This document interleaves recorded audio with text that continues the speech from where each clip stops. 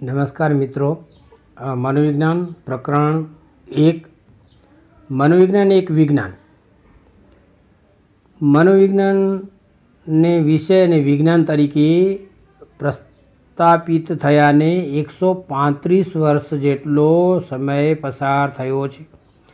कोई व्यक्तिना जीवन माटे समयगाळो घणो वधारे कही शकाय, परंतु कोई विषय माटे वधारे न गणी शकाय।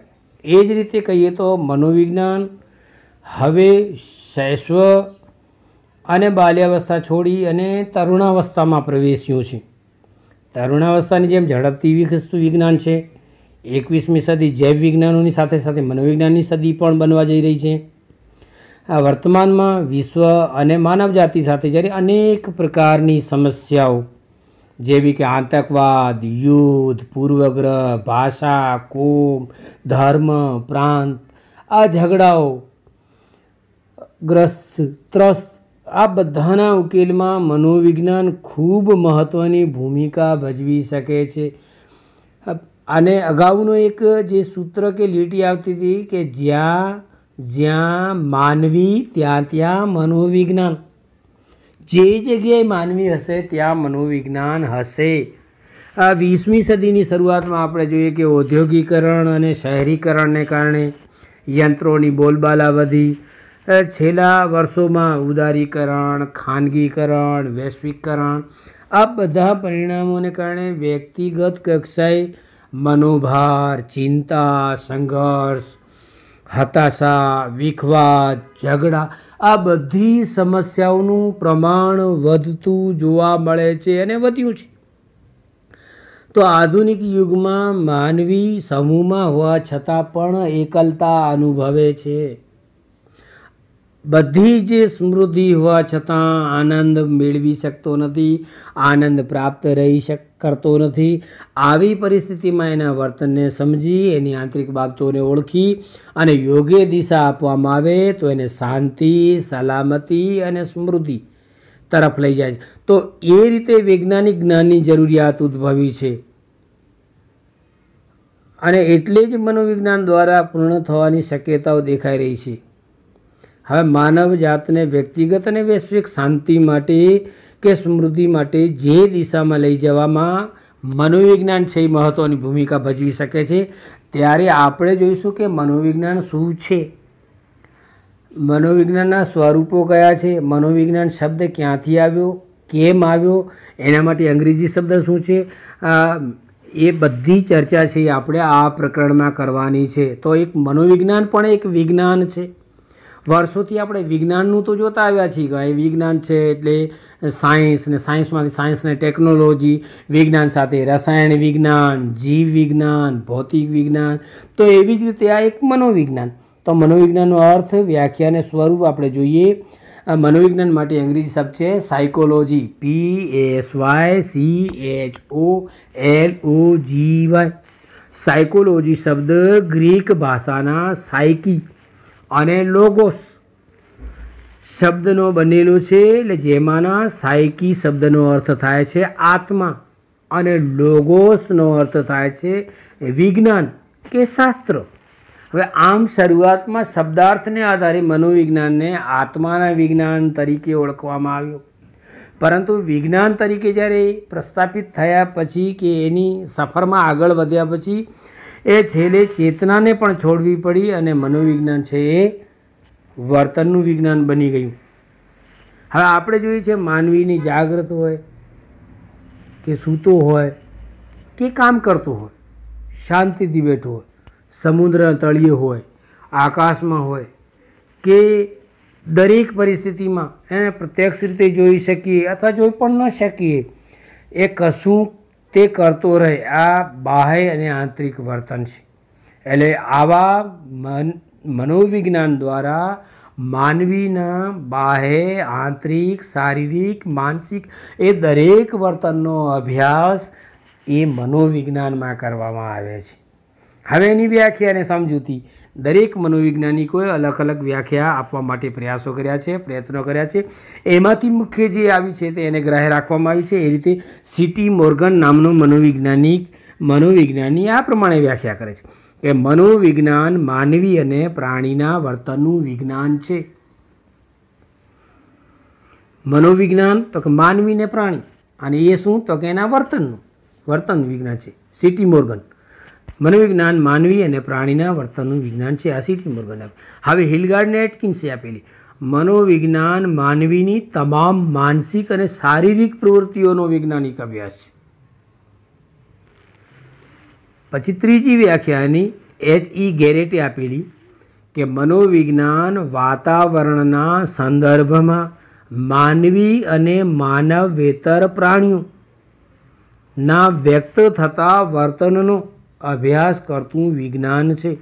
તો આ જે વ્યાખ્યાઓ છે સર્વસામાન્ય છે અને એના ઉપરથી જુદા જુદા વ્યાખ્યાઓ ઉપરથી તારણો કાઢવામાં આવ્યા છે. એ તારણોને આપણે જોઈ જઈએ તો મનોવિજ્ઞાન જુદા જુદા સંદર્ભમાં માનસિક પ્રક્રિયાઓ, અનુભવો અને વર્તનનો અભ્યાસ કરનારું વિજ્ઞાન છે. Psychology is a science which studies mental process, experience and behaviour in different context. હવે સર્વસામાન્ય વ્યાખ્યાઓમાં સમાવિષ્ટ જે આ બધી વ્યાખ્યાઓ આપણે જોઈએ એમાં મુખ્ય 4 મુદ્દા એમાંથી ફલિત થાય છે. અને 4 મુદ્દા એટલે કયા તો કે માનસિક પ્રક્રિયાઓ, અનુભવો, વર્તન અને વિજ્ઞાનને સમજવાનો પ્રયાસ. હવે આ દરેકે માનસિક પ્રક્રિયાઓ, પછી અનુભવો, એક્સપિરિયન્સ, વર્તન, બિહેવિયર, વિજ્ઞાન, સાયન્સ. તો આ બધાને 4 મુદ્દાને આપણે સમજવા માટે પ્રયત્ન કરીશું. માનસિક પ્રક્રિયા એટલે શું? What is mental process? માનસિક પ્રક્રિયા શું છે? હવે માનસિક પ્રક્રિયા છે ને એક અનુભવ કરનાર વ્યક્તિના અનુભવની આંતરિક બાબત છે, જેને આપણે સભાન અવસ્થા, જાગૃત અવસ્થા અથવા માનસિક પ્રક્રિયા તરીકે ઓળખીએ છીએ. જ્યારે આપણે કાંઈ પણ વિચારી રહ્યા હોઈએ ત્યારે કે સમસ્યાનો ઉકેલનો પ્રયત્ન કરી રહ્યા હોય ત્યારે આપણા મગજમાં અનેક પ્રક્રિયાઓ ચાલતી હોય છે, જે જુદી જુદી અનેક રીતો દ્વારા નોંધી શકાય છે. જો કે મગજની પ્રક્રિયા કે હલનચલનો અને માનસિક પ્રક્રિયા એ એક જ છે એમ કહી શકાય નહીં, પણ એકબીજા પર આધારિત છે, પરસ્પરાવલંબી છે. એટલે માનસિક પ્રક્રિયા અને ચેતાકોષીય પ્રક્રિયા સામાન્ય રીતે એકબીજા પર અસર કરે છે, પરંતુ બંને એક સરખી તો નથી. હવે મનનું પણ શરીરમાં કોઈ ચોક્કસ સ્થાન, એનું સ્વરૂપ કે એનો કોઈ આકાર નથી. મન આપણા વાતાવરણ સાથેના અનુભવો અને આંતરક્રિયાઓમાં ઉદ્ભવતી માનસિક પ્રક્રિયાનું પરિણામ છે. આપણે કહીએ કે મન હોય તો માળવી જવાય, એટલે મન હોવો જરૂરી છે. પછી ભલે એ કઈ પ્રવૃત્તિ સાથે જોડાયેલો છે. મગજની પ્રક્રિયા આ રીતે મનની ક્રિયાઓ દ્વારા મહત્ત્વની કડીઓ પૂરી પાડે છે, પરંતુ આપણા અનુભવો અને માનસિક પ્રક્રિયાઓ તરફ એ જાગૃતતા કે ચેતાકોષીય કે મગજની પ્રક્રિયાઓ કરતાં વધારે છે. આપણે માનો કે સૂઈ જઈએ છીએ ત્યારે ઘણી પ્રવૃત્તિઓ ચાલુ રહે છે. આપણે સ્વપ્ન જોઈએ છીએ, ડ્રીમ્સ, અને બીજી અનેક માહિતીઓ આપણા મનના દ્વારે આવતી હોય છે. સૂઈ ગયા છીએ આપણે, છતાં પણ એની ઓટોમેટિક પ્રક્રિયાઓ છે એ ચાલુ જ રહે છે. હવે અનુભવ એટલે શું? What is experience? અનુભવ શું છે? તો વ્યાખ્યાની અંદર બીજો શબ્દ આ આવે છે અનુભવો. મનોવૈજ્ઞાનિક લોકોના અનુભવોનો અભ્યાસ પણ કહે છે. અનુભવ એવી વ્યક્તિગત બાબત છે કે આપણે જ્યાં સુધી અનુભવ કરનાર વ્યક્તિ કહે કે વર્ણવે નહીં ત્યાં સુધી અનુભવ શું છે ને એ આપણે સીધો જાણી શકતા નથી. હવે દાખલા તરીકે અત્યારે માનો કે તમને મનોવિજ્ઞાનના શિક્ષક ભણાવી રહ્યા છે, ત્યારે તમારામાંના દરેક વિદ્યાર્થીને જુદો જુદો અનુભવ થઈ રહ્યો હશે, અને એ જુદો અનુભવ છે. પરંતુ જ્યાં સુધી કોઈ કહે નહીં ત્યાં સુધી બીજો વિદ્યાર્થી તેને જાણી કે સમજી શકે નહીં. આમ અનુભવ આપણી જાગૃતતા કે સભાનતા સાથે સંકળાયેલી બાબત છે. હવે વર્તન, વોટ ઇઝ બિહેવિયર? આ વર્તન શું છે તેની ચર્ચા કરી. હવે આપણે પ્રવૃત્તિઓમાં વ્યસ્ત રહીએ, કોઈ પણ કામ કરતા હોય ત્યારે વ્યસ્ત હોઈએ છીએ અને પ્રતિભાવ કે પ્રતિક્રિયા આપીએ છીએ, તે આપણું વર્તન છે. આપણે જે પ્રતિક્રિયા આપી, આપણે કોઈ પણ કામ કરીએ છીએ, કોઈક આવીને આપણે પૂછી શકે છે કે તમે શું કરો છો, ત્યારે આપણો પ્રતિભાવ હોઈ શકે છે. તો એ જ રીતે મનોવિજ્ઞાનમાં વર્તનને ઉદ્દીપક અને પ્રતિક્રિયાના જોડાણ તરીકે ઓળખી શકાય છે. મિત્રો, આમાં એક વાક્યમાં પ્રશ્ન પૂછી શકાય, ઉદ્દીપક એટલે શું અને પ્રતિક્રિયા એટલે શું? જેમ એ રીતે આપણે કહીએ છીએ કે ઉદ્દીપક એક હોય તો એને પ્રતિક્રિયાઓ અનેક હોય. તો ઉદાહરણ દ્વારા આપણે જોઈએ કે દાખલા તરીકે શિક્ષક વર્ગખંડમાં પ્રવેશે ત્યારે વિદ્યાર્થીઓ વાતો કરતા હોય છે, પરંતુ શિક્ષકના આવવા સાથે બધા જ વિદ્યાર્થીઓ ઊભા થાય છે. હવે અહીં શિક્ષક એ ઉદ્દીપક છે અને વિદ્યાર્થીઓએ ઊભા થવું એ પ્રતિક્રિયા છે. આ વાત સમજ? એટલે ઉદ્દીપક અને પ્રતિક્રિયા. ઉદ્દીપક જ્યાં હોય તો એની સામે પ્રતિક્રિયા હોય જ. એટલે એ જ રીતે આ ઉદ્દીપકને પ્રતિક્રિયાના સ્વરૂપે વ્યક્ત થતું આ વર્તનનું ટૂંકા ગાળાનું, લાંબા ગાળાનું, આંતરિક અને બાહ્ય, જોઈ શકાય એવું અને ન જોઈ શકાય એવું પણ હોઈ શકે છે. તો આપણે જે હલનચલન કરીએ છીએ, હિલચાલ કરીએ છીએ, જે મુમેન્ટ કહેવાય જેને, હલનચલન કહેવાય જેને, તો એ જોઈ શકીએ છીએ.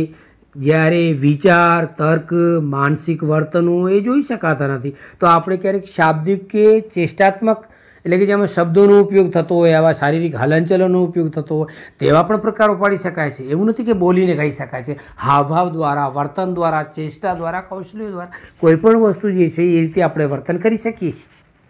તો જુદા જુદા વર્તનો માટેના કારણો પણ જુદા જુદા હોઈ શકે છે અને એ રીતે એના કારણો આંતરિક પણ હોઈ શકે છે અને બાહ્ય પણ કારણો હોઈ શકે છે.